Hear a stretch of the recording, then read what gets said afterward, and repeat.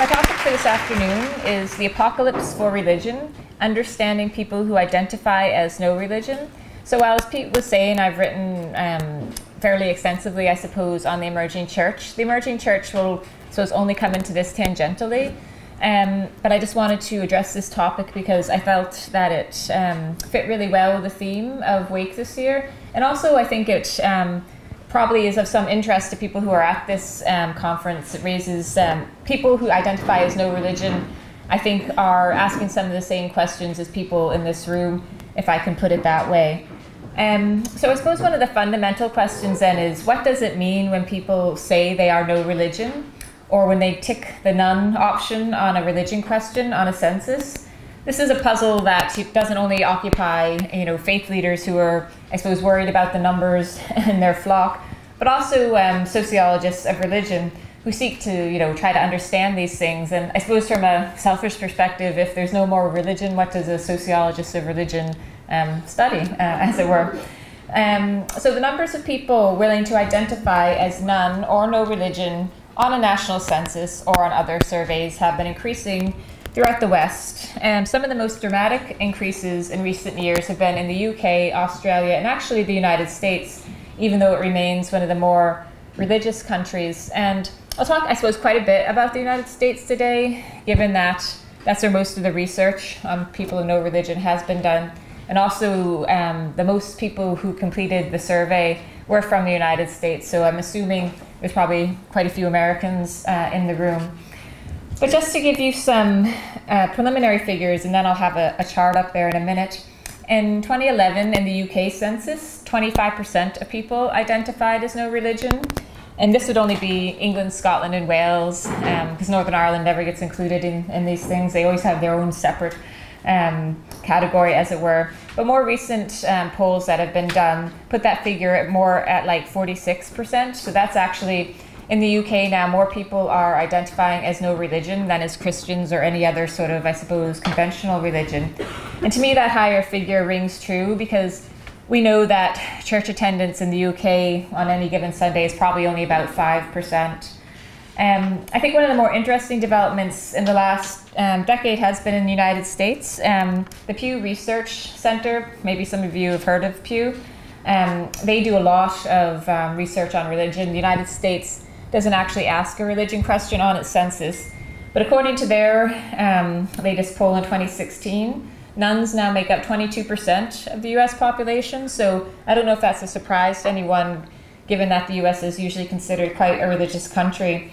So in the 7 years since the last time they had asked that question, that's a growth of about 19 million people who would now choose to describe themselves as atheist, agnostic, or nothing in particular. And this also seems to be like something of a generational phenomenon. So 70% of those who identify as none are millennials or Generation X, so younger people. And in terms of do people like this, do they believe in God? About 61% of nuns in the US say they do, and that compares to 89% of the general US population. Also, I think quite interesting is that 88% of people in the US who would be identified as a nun say that they're not looking for a religion at all. So this may be where nuns differ from the emerging church, and I'll talk about that a bit more later. Apart from the failure of religious socialization, I suppose that's indicated in this data from the US, parents really, in many cases, unable to pass religion on to their children. There's also a lot of evidence that both Catholics and mainline Protestants are losing people in adulthood. And the top reason why, so Pew does ask these people why, and they tend to be, they just drifted away, not any big particular reason for the majority. I also want to, in my introductory remarks, talk a little bit about Australia, which is another interesting case. So in 2016, they had a census, and 30% of people in Australia identified as no religion. And I know a couple of Australians did the survey. And this was up from 22% in the 2011 census. What was actually really interesting about this was there was an atheist campaign to get the tick box categories changed. So previously in Australia, no religion had been at the bottom underneath other, and they got it moved up to the top. And from a social scientific point of view, I don't know if this is news to anybody or if it surprises you, but there's a demonstrated effect that if, say, like political candidates, if they're listed in alphabetical order, somebody who has a name beginning with A has a much better chance of being elected than somebody whose name begins with Z. So the higher you move up in the tick box options, the more likely you are to be chosen. So that probably has had some effect in raising the number of no religious identifiers in Australia.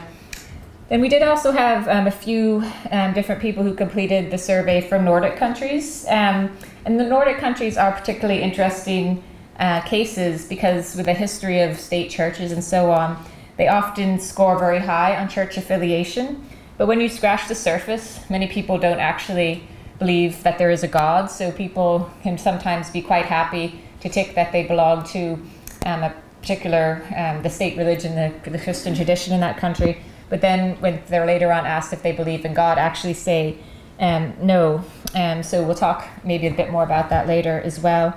So I've created a table of the percentage of people who identify as no religion or none in all the countries of people who returned the survey.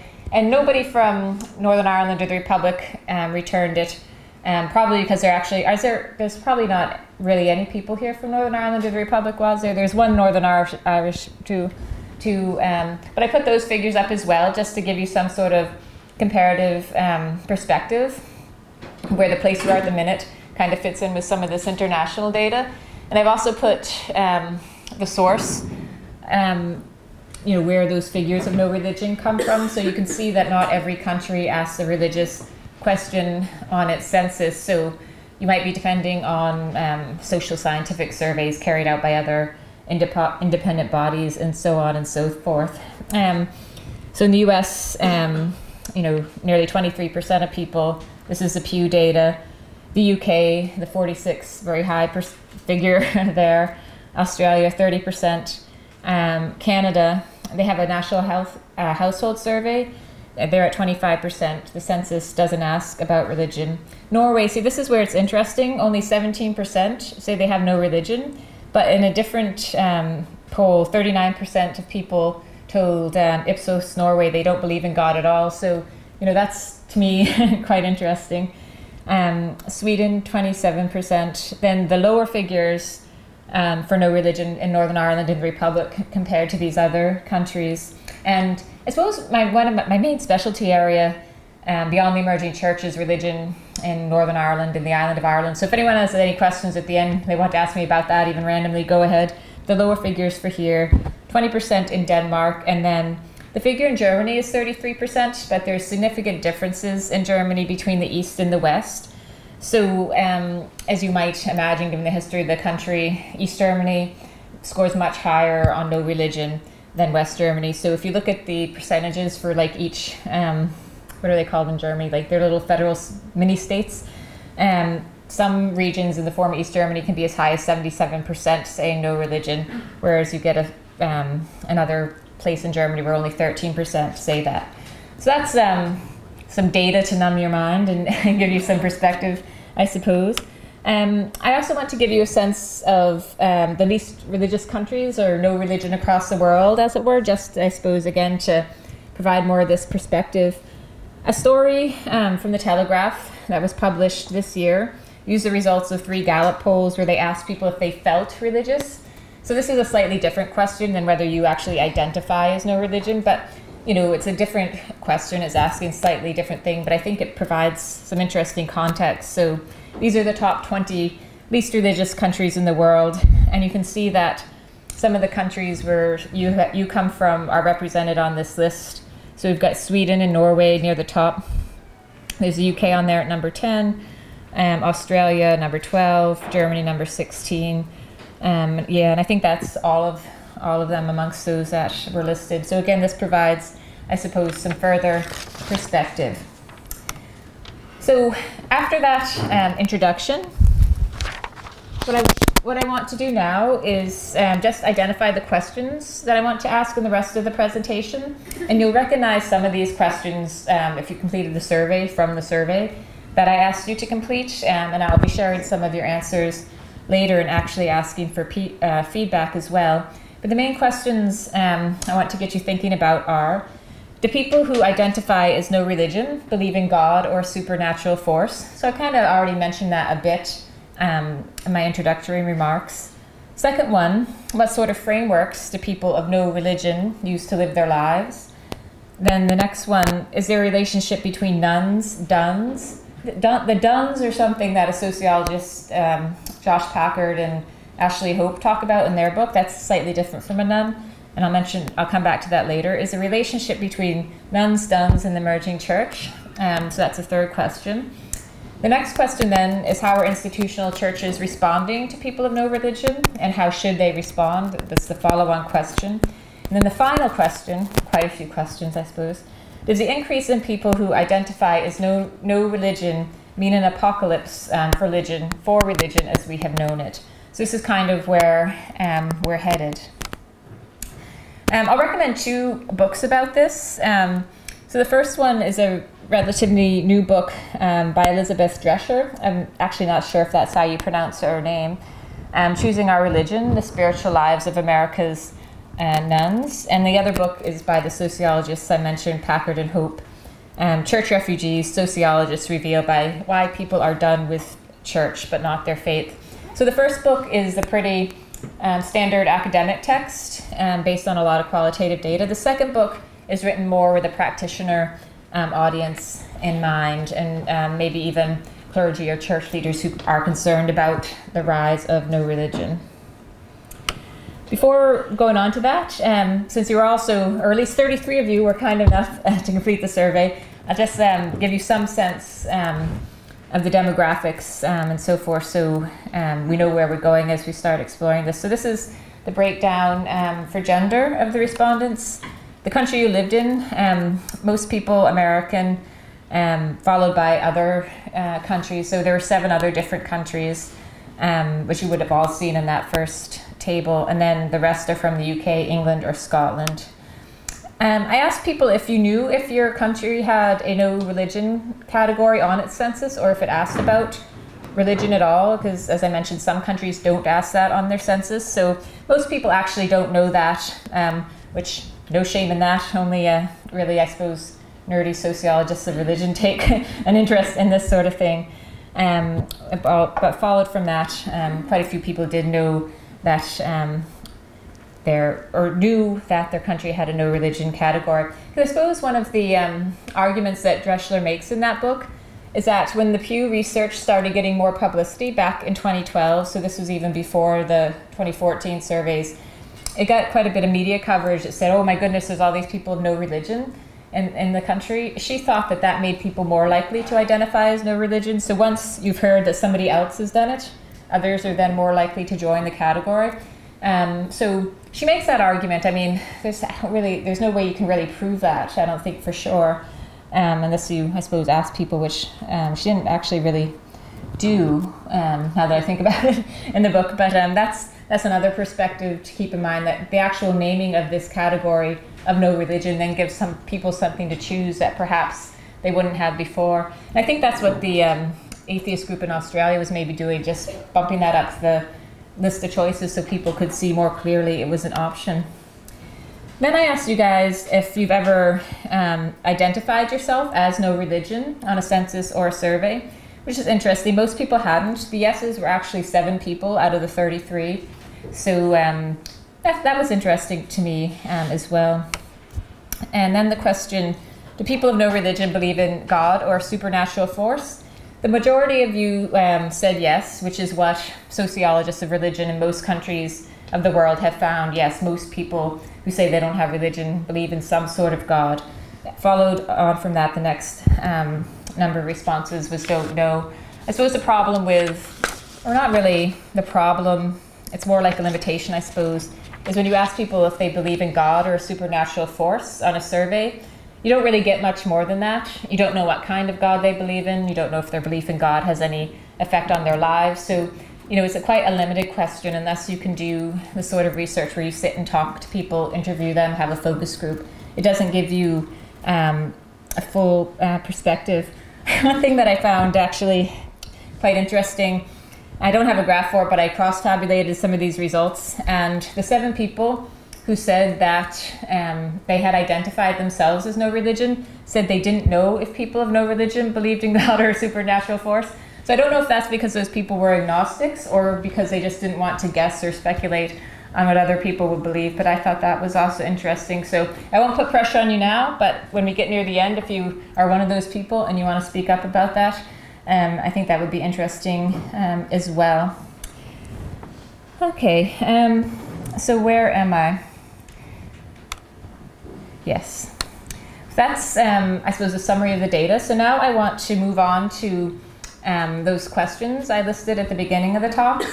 So the first one there is this question: do people who identify as no religion believe in God or supernatural force? So those are your survey results. The second question is, what sort of frameworks do people of no religion use to live their lives? So I suppose one of the anxieties that Drechsler and other researchers on no religion in other countries in the West have found is that people from institutional churches, particularly clergy, are really concerned at some level about people of no religion. So on the one hand is the concern, that they're leaving institutional churches and their pews are empty and this sort of thing.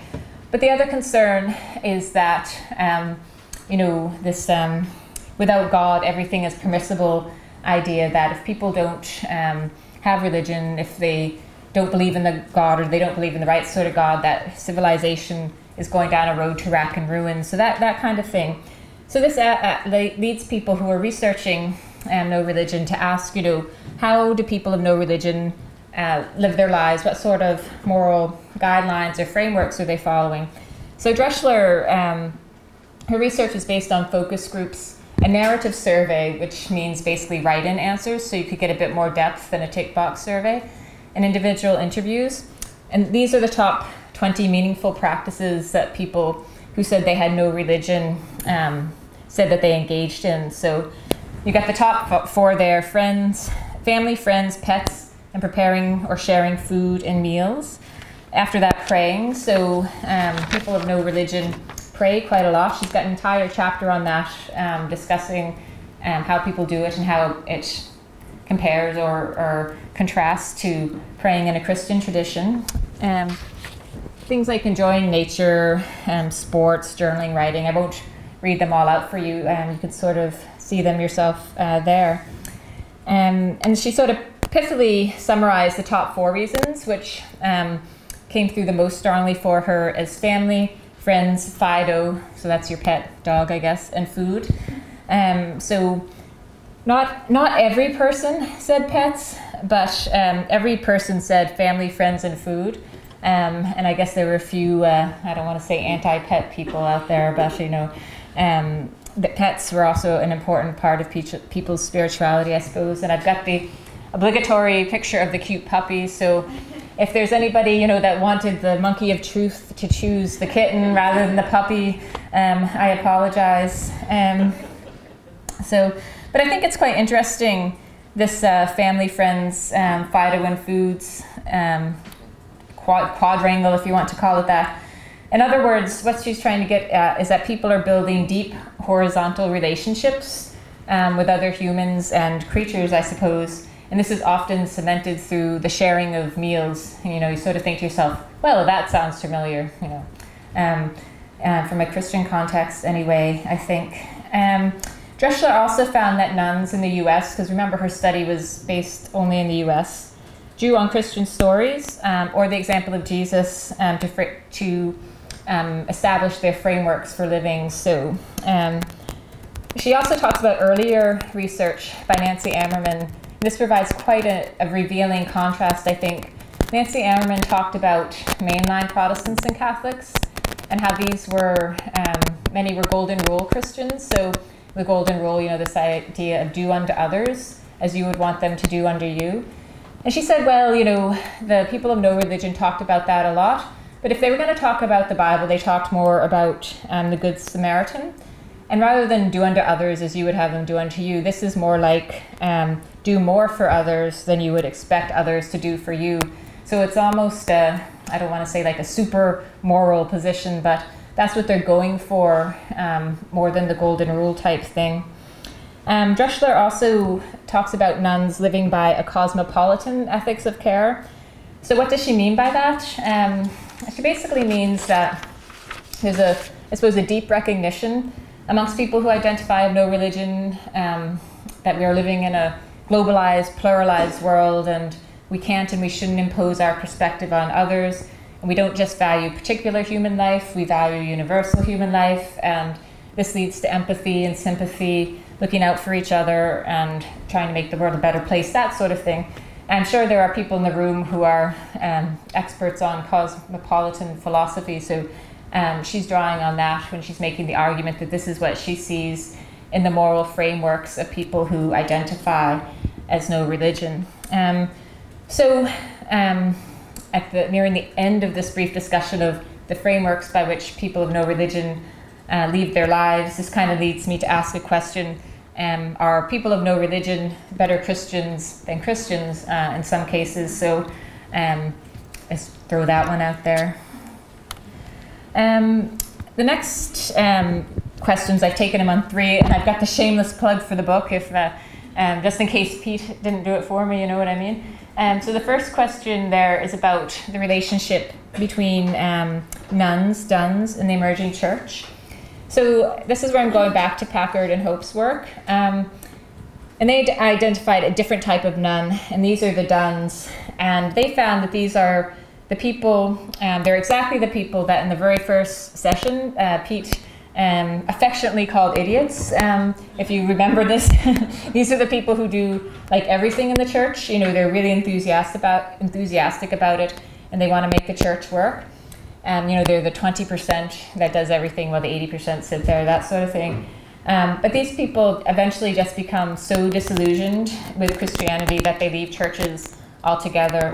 And in the interviews that Packard and Hope do, a lot of their criticisms are focused on the systemic failures of churches as institutions, as it were. You've got like quotes from people saying, well, the pastor was a good guy, I had a lot of sympathy with him, but even the best person can't do much good when he's trapped in a system like that. And why are we spending all our money and energy producing an hour-long worship service when we could be out helping the poor? You know, these sorts of comments. Many of these duns still believe there's a God. They believe in Jesus quite often in some way. And they seek to create, and some seek to create their own community. But they're just absolutely done with traditional institutional churches. So I think that these people that identify as dun are very similar to people who identify as emerging Christians, and perhaps even overlap with them. So this book here on the emerging church, given my interest in the emerging church, and I think its relationship to nuns and duns. I also asked on the survey how many of you identify with emerging Christianity. So 39% of the 33 people said that they did. And of the 7 of you who said that you had identified as no religion on a census or survey, 4 of you also identified with the emerging church movement. So that lends some support to this idea that nuns, duns, and emerging church, there's some sort of overlap. I'm not quite sure how all those threads fit together yet, but in this book, Gerardo and I wrote, and here I quote, "The emerging church movement is one of the most important reframings of religion within Western Christianity in the last 2 decades." So no pressure there if you're involved with the emerging church to do something important, you know. We described emerging Christianity as a religious orientation rather than a fixed religious identity. So here I disagree slightly, I think, with what was said in the last session. I think people do change quite a lot, or maybe it's just because have studied a lot of people who've experienced personal change. But this idea of orientation, I think, captures the fluidity of people's identities, maybe, and how they construct it and how they can change. Exactly. Did I get it exactly there? Exactly. Amen. Right. Thank you, sister. So we argue that emerging Christianity is like a flexible orientation that fits well within networked, postmodern, post-secular, whatever other kinds of posts that you're having societies. And we also realize that emerging Christians really care about their faith, just like the people who are done with church. So if people like that are identifying as no religion, and censuses and surveys, that is at least as much a part of the story as hypothetical increases in atheism or agnosticism. So now we turn to this question of how churches are responding to people of no religion. So, oops, I don't have a separate slide for that. So, the main reasons that sociologists and other researchers have, I guess, identified in responses would be these. So, some churches are turning in on themselves to protect the institution. I think we probably can all think of examples of that. Some may become more conservative or fundamentalist. Some might become so-called seeker churches, trying to make their programs more appealing to people of no religion. And especially in the US, you get the mega churches that try to be all things to all people. Now in Ireland, we don't really have mega churches per se. Well, we've got Whitewell, that I suppose is maybe the only mega church.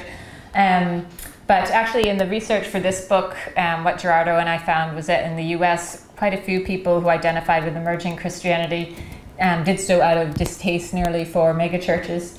Another response is simply ignoring people of no religion. Or on the other hand, they might try to convert or reconvert or capture them. That's the term Dreschler uses, capture these people of no religion. She doesn't use it. She talks about other people using it. On the other hand, some religious institutions and their leaders try to work with people of no religion, sort of in social projects, working towards common good, that sort of thing.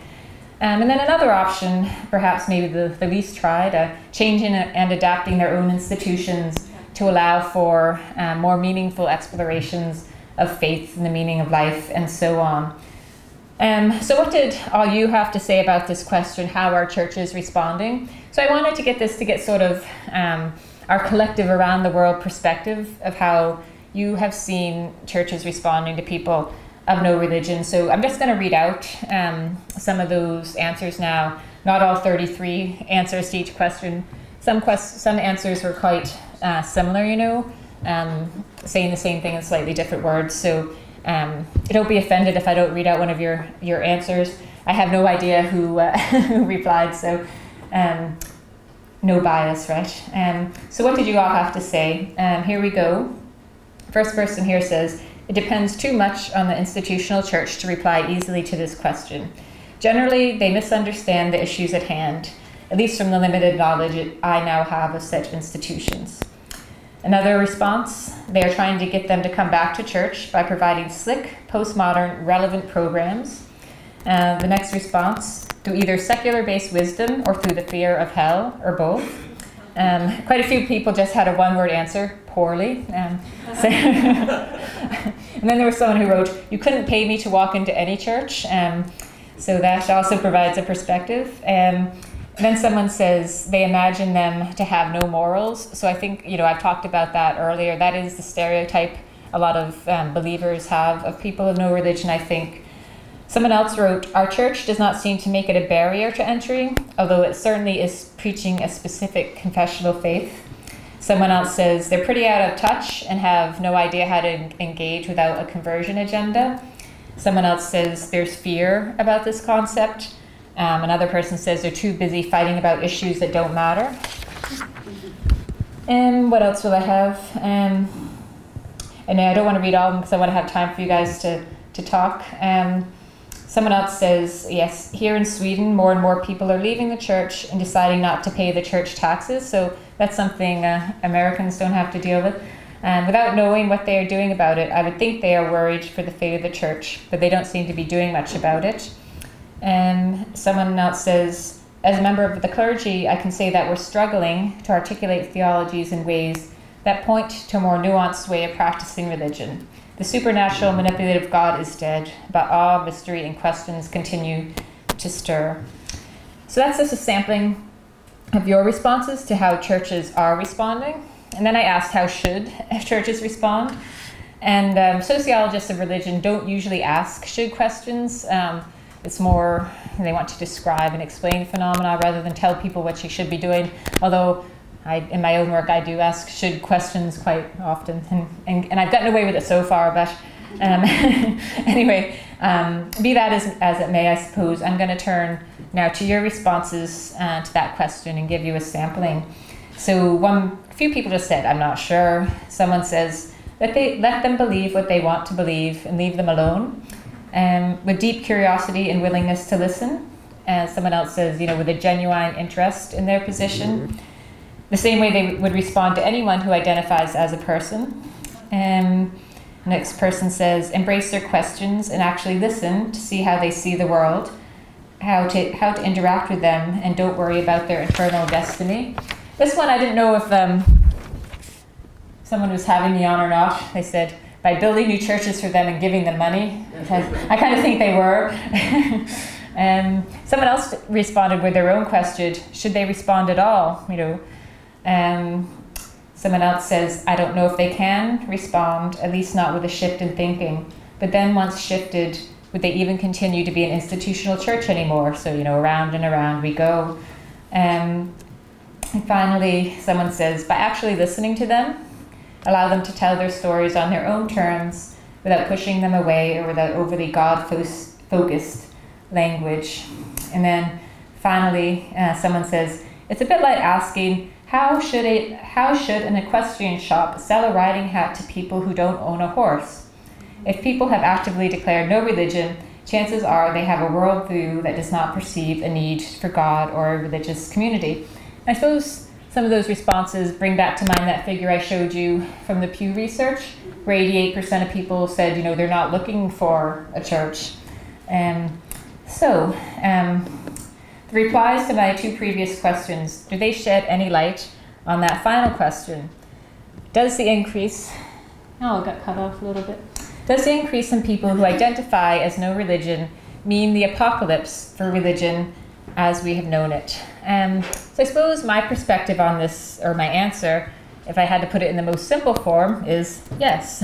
So 20th century religion, which in the West included a post-World War II spike in affiliation, followed by a sharp decline starting in the 1960s, this is no longer fit for purpose. Not long ago, I heard a minister say that he thought the Presbyterian Church wouldn't even be around in 40 years' time, and he wasn't too concerned about that.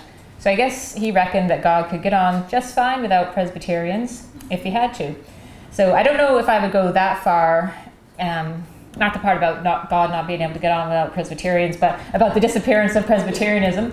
But I think that institutional churches must change, not just to reflect, but also to shape the times and the societies in which they're situated.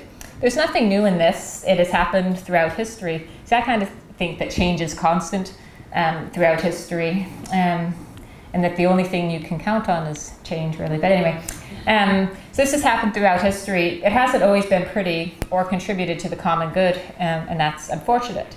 So now I think for the future, it's over to us to figure out how this works out.